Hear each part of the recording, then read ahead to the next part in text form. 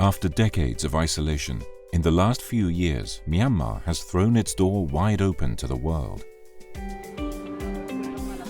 With a growing population, vast natural resources, and an influx of foreign investment, the country is experiencing economic development unprecedented in its history. It is now the fastest growing economy in Southeast Asia. Attracted by the new jobs and opportunities offered in cities, people are moving from the countryside to urban centers like Mandalay. In the last 30 years, this city has more than doubled its population, now counting more than 1.2 million people. But while Mandalay keeps expanding, its trash collection and waste management services have not been able to keep up. There is much more waste generated than the city can cope with. Adding to this problem, there is the new consumerist lifestyle of a burgeoning middle class with an appetite for products that generate waste. New industries and hospitals also produce hazardous waste that the city is not prepared to deal with. To get a clear idea of the extent of this problem and its possible solutions, let's follow Mandalay's waste as it makes its way from purchase to disposal.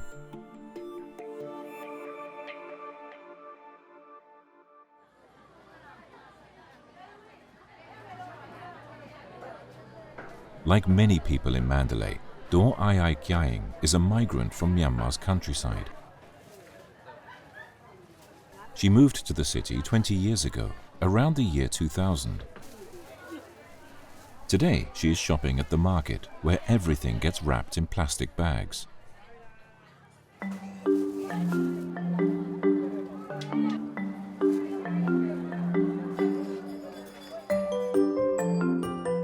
Once at her home, Daw Ai Kyaing takes the vegetables and meat out of the plastic bags they came in and prepares to cook a meal. In Myanmar, there is no trash separation, so kitchen refuse and plastic bags are thrown in the garbage together, mixing all kinds of waste material from the house.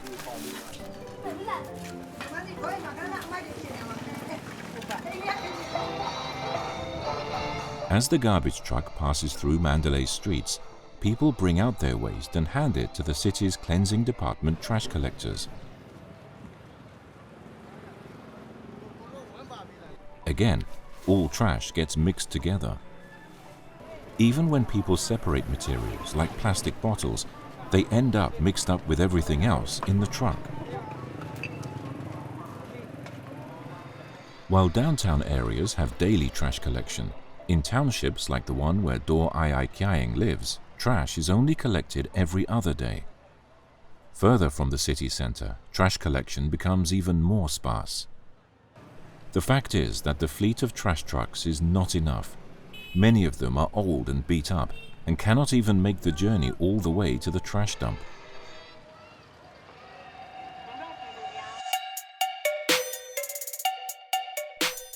There are large waste stations where trash is transferred from trucks and other smaller vehicles to large and sturdy containers pulled by larger trucks.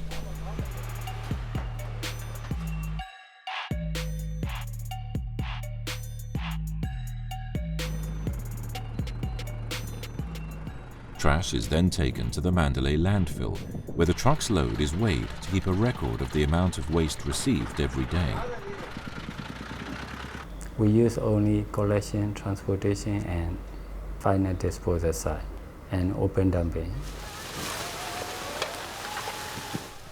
Waste is emptied onto an area of the landfill, where dozens of people, many of them children, pick through the trash to recover valuable materials like aluminium cans, pet bottles, and even food to be sold to fish and pig farms.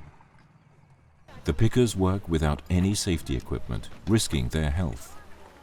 The remaining trash, composed mainly of food scraps and plastics, is then compacted by bulldozers and covered with soil.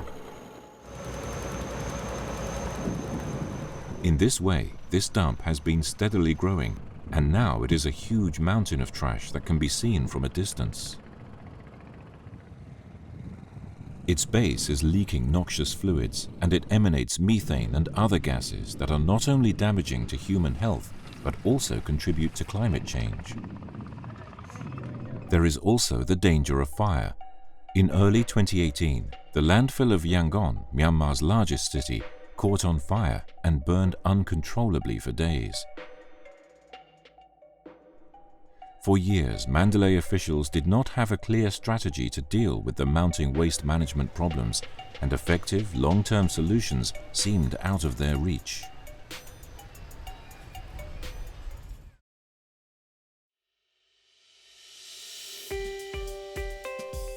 Premakumara Dikela is an expert in waste management from IGIS, the Institute for Global Environmental Strategies. He is working with Mandalay officials to solve the waste crisis in the city. As part of their project, they want to get people in Mandalay to reduce the amount of waste they produce by separating their trash and recycling. This is one of the pilot community where the IGS and Mandalay City Development Committee is working on waste separation at source. People used to throw their garbage, mixed garbage to the open areas or the city trucks to collect. But now the women's group started separation waste. Recyclables like aluminium cans, plastic bottles, newspapers and cardboard get collected under the stairs of the building and then are sold to a buyer that visits a few times a month. With the money, they pay for improvements to their public areas, so the benefits of recycling are very clear to all of them. And each block have a women's group who are coordinating this waste management program. What they're doing is they educate people to separate garbage into like a recyclable and other waste. Involving community groups like these women and other stakeholders is an important part of the solution and can be very useful for improving waste management. The buyers of recyclables take their materials to workshops like this one. Although low-tech, the recycling industry is organized and employs a lot of people. So we are now in one of the recycling buyers who is buying the recyclable materials coming from the pilot communities. ဒီကျွန်တော်တို့ဒီကောလုံးကအဟောင်းလုံးကကိုလောက်တာပေါ့လေနော်ဆိုင်သေးလေးတွေကနေပြီးတော့ကျွန်တော်တို့စီကိုလာသွင်းတာပေါ့လေနော်လာသွင်းတော့ကျွန်တော်တို့ကသူတို့စီကနေဝယ်ပြီးတော့ဒီဘက်မှာအကုန်လုံးပြန်ခွဲတာပေါ့လေနော်သူကလည်းဟုတ် He is receiving 3 tons per day and he have 32 staff in doing this business work. It's look like he is happy with increase in the raw material coming to his plant with the waste separation started from the household level. Plastics are sorted by color, washed, and then ground up by machine to create this material that is exported. Entrepreneurial recyclers like Ko U understand very well that waste is a valuable resource. He turns plastic waste into money every day. There are many this kind of locations now growing in the city. The recycling industry in Mandalay is already quite developed, with shops that recycle all kinds of materials. By involving these skilled recyclers in the waste management project and connecting them with the women's groups recycling materials at home, Mandalay City is drawing on the valuable capacities already present to improve waste management. These activities are not just isolated tactics, they are part of a comprehensive waste management strategy that has taken Mandalay City years to develop with the support of IGIS and UN Environment. The waste management strategy was developed with the participation of a wide variety of stakeholders, including strong support from Mandalay's mayor and the cleansing department. Because it is successful because of the involvement or participation of the multiple stakeholders. We have already adopted Mandalay City Waste Management Strategies and Action Plan starting from the 2017 to up to the 2030. The strategy includes comprehensive plans to deal with all waste streams and includes provisions for integrating people now working in the informal sector, providing stability and economic and health benefits to this otherwise vulnerable group. As solutions require the participation and change of behavior of all citizens, raising awareness on the new ways to deal with waste is very important. That's why the city has put up billboards explaining how to deal with waste. And kids are beginning to learn about waste management in school. To further reduce the amount of waste generated, Prema Kumarat is now advising city officials and stakeholders how they can make useful compost from organic waste. So if you see the Mandalay and the Yangon waste composition, you can see the more than 60% is still organic waste. Work plans or the strategies, they identify if we can reduce organic waste from compost, they can reduce waste going to landfill. Based on their experience developing Mandalay's waste management strategy, IGES and UN Environment are now working with the national government to create a strategy for the whole country. Today we are coming to the Ministry of Environment and Natural Resources in Myanmar to discuss with the Director General about our National Waste Management Strategy and Action Plan, to get his view for the final version and to see how we can move forward in its official adaptation.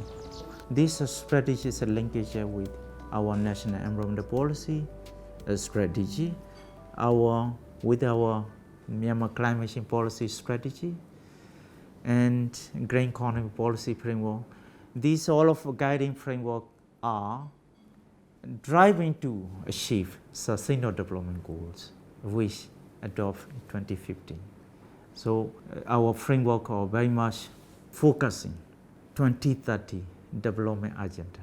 We need to continue our cooperation with the IGS and UN Environment for implementation part under the guidance of this strategy framework. While Myanmar is already on a path towards solving its problems, waste management is an increasingly critical global issue. The problem of our waste is as big and as important for the global environment as climate change. It's a big systemic problem that's impacting our environment and it's impacting our own health. That's why we have to address it globally. IGES and its partners continue their quest to improve waste management in countries around the world, supporting communities in keeping a clean environment while fully benefiting from their valuable resources.